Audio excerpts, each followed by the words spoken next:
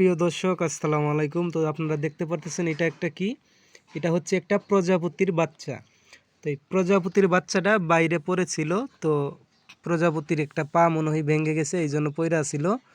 তো এখনও প্রজাপতির প্রাণ আছে, নড়তেছে। তো এই প্রজাপতিটা বাইরে পড়েছিল, তারপরে আমার মেয়ে দেখতে পাইছে। আমার মেয়ের নাম আয়শা, আপনারা চিনেন। তো আয়শা দেখতে পেয়ে প্রজাপতিটা ঘরে নিয়ে আইছে। তো পা ভেঙে আছে, তো এই জন্য আয়সার দেখে ময়া হইলো, তারপরে ঘরে নিয়ে আইছে। তো প্রজাপতিটা কি খাইব, খাওয়ার জন্য এই যে ফুল নিয়ে আইছে, ফুলে মধু থাকে না, এই মধুটা খাইব।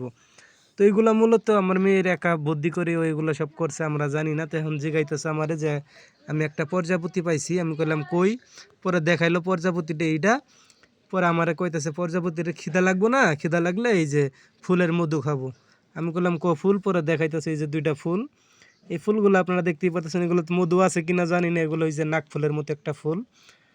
তবে এগুলো আমার মেয়ে বুদ্ধি করে প্রজাপতিটার প্রতি ময়া হয়েছে, এই জন্য আর কেউ বুদ্ধি করে লইছে। তো আপনারা যদি আমার মেয়ে না দেখেন তো আবারও দেখেন। এই যে ও হচ্ছে আমার মেয়ে। এই যে আমার মেয়ে লজ্জা পাইছে। তো লজ্জা পাইছে, ও এইটুকু বলছে যে আমার দেখাবা না, কারণ ও লজ্জা পায়, এই জন্য আর কি। তো যাই হোক, ও বুদ্ধি করে এই যে প্রজাপতিটাকে লইছে। তো আমি দেখে ওর কাজটা খুবই খুশি হইলাম, কারণ একটা প্রজাপতি নিরীহ একটা প্রাণী একে যে ময়া করছে, এই জন্য আমার মেয়েটার প্রতি আমি অনেক খুশি। তো আপনাদের কি মতামত অবশ্যই কমেন্ট করে জানাবেন। ধন্যবাদ।